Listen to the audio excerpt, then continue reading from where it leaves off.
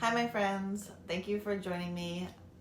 Yes, we are talking about death and dying. I'm adjusting to life back on land and getting situated in one of my beach properties. So I thought, what better topic to kick it off? It's something controversial that makes everyone uncomfortable.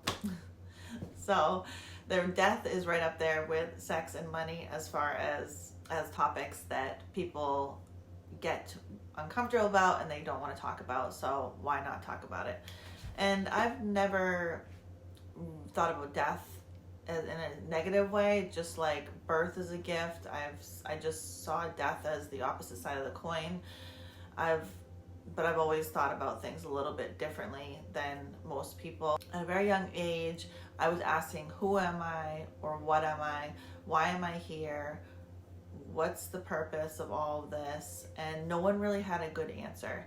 So the first person that actually gave me an answer around who am I, why am I here, what is this all about, was Dr. Wayne Dyer, when he said we are spiritual beings having a human experience. And I thought that made a lot of sense, because I realized very young, 8, 9 years old, that if you can observe something, you can't be it. So I knew that I wasn't my body, I wasn't my mind, because I can observe my body, I can observe my hand, I'm not my hand.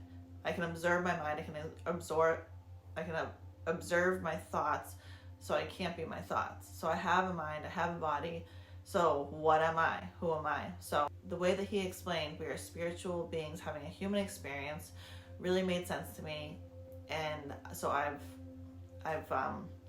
seen that as true in my life.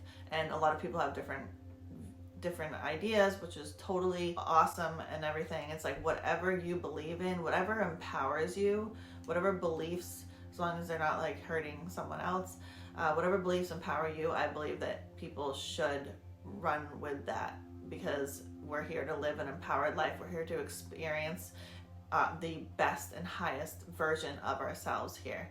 So throughout history, many cultures have contemplated immortality in order to promote and increase the happiness of the culture. So like ancient Romans, they had a Latin phrase, memento mori, and it meant remember you die. And it showed up in art and literature and their plays, and basically it was a common idea that they were all going to die, we were all going to die, and thinking about that and how the limited time we have here on earth to make the most of it, be present, value your connections, your family, and all of that. There are also a lot of modern day cultures that embrace this idea, and they are some of the happiest. So a country like Bhutan is in Southeast Asia, and they actually measure their success of their country not on GDP like we do, gross domestic product,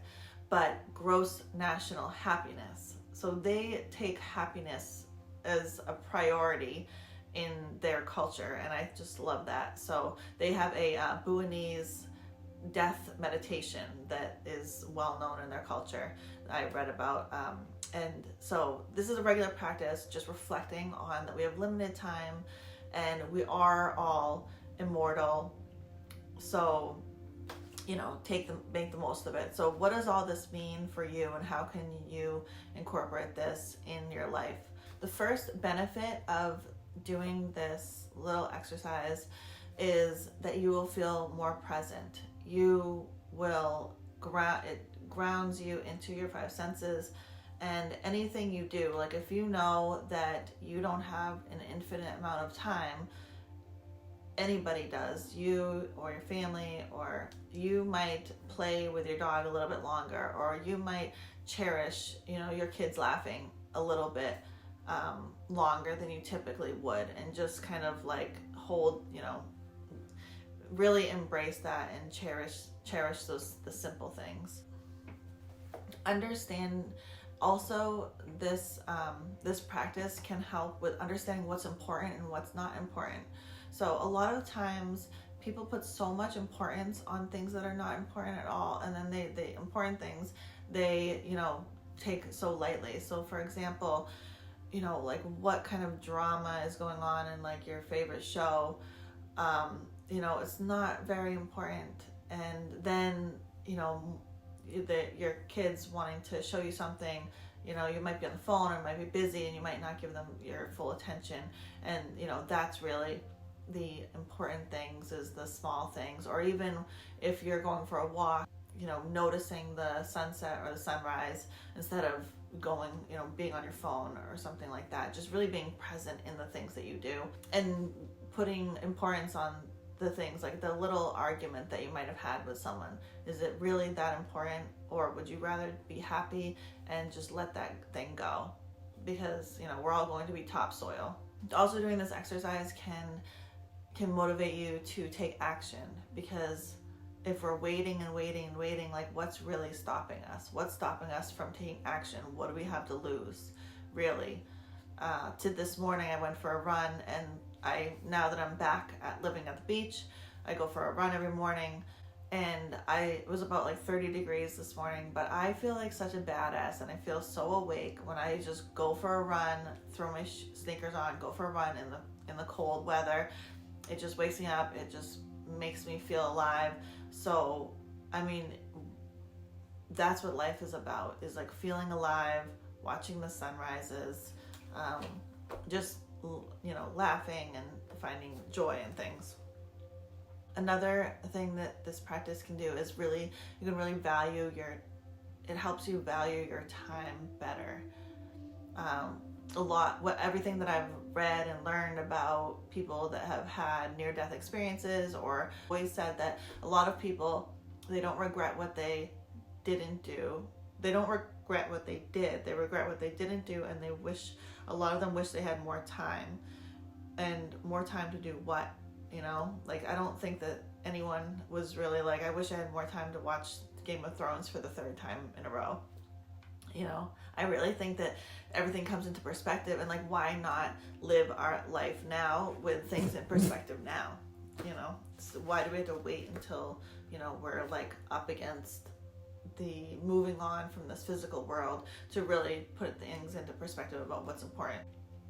The last thing, my friends, is embracing and finding the gift in challenges and adversity. So our society wants everyone to be so comfortable. Everything's comfort and convenience. But I feel like the juice and a lot of the challenges and adversity that we used to face, that is really what cultivates strength and resilience in ourselves, and that gift of feeling achievement and knowing how powerful we are. So I really think that a lot of things in society are just backwards. I don't always agree with making everything comfortable and convenient and all of that. I think it's taking away some of our power. So rule of thumb on this last thing is, embrace challenges, embrace adversity, enjoy the journey. As you're setting goals, that is part of the gift. That is, you are becoming the most powerful and exuberant version of yourself. So embrace those things. And just rule of thumb is, if society is promoting one thing, go in the other direction. That's what I've always done. So that's just my own personal theory. That is all of the different ways that I believe that just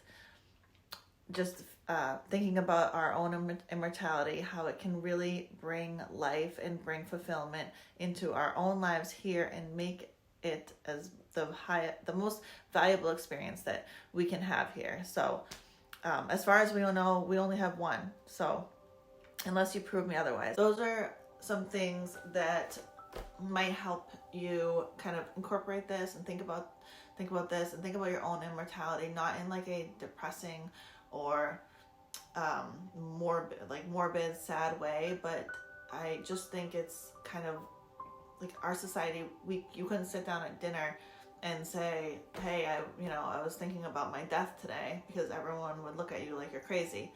It's one of the big things. It's one of the most important things, and we all go through it. It's all going to happen to all of us. So why not use it to empower ourselves and not disempower? So something to think about. And I know it's controversial and everyone will have their ideas. Everyone will, think I'm crazy for talking about it. But, you know what? Everyone thinks I'm crazy for even starting this YouTube channel, so that is okay. I have accepted and moved on from that a while ago. I am the people that think negatively or think that you lost your mind. Those are not your people. The people that see you speaking your truth and living your most inspired, most empowered life, whether they agree with it or not, they're going to, say, you go, absolutely, and be a supporter, because chances are they are doing the same thing. They're living their best life and their most empowered life. Successful people will never ever talk down or talk bad to someone else creating their own success, creating their own life. It's only the small-minded people that are scared to do something themselves that will judge or make fun of or try to disempower somebody else that is trying to live their truest and highest self. So I hope this was helpful, and I hope this gave you something to think about, and maybe you'll kind of contemplate in a meditation or a walk about your own immortality and what you may do differently, what kind of actions you may want to take now, or what kind of, maybe a phone call you want to make, or anything. Putting that lens on it may help put things into perspective for you. So I hope you enjoyed this thought experiment today, and I will see you in the next video. Please like, comment, and subscribe.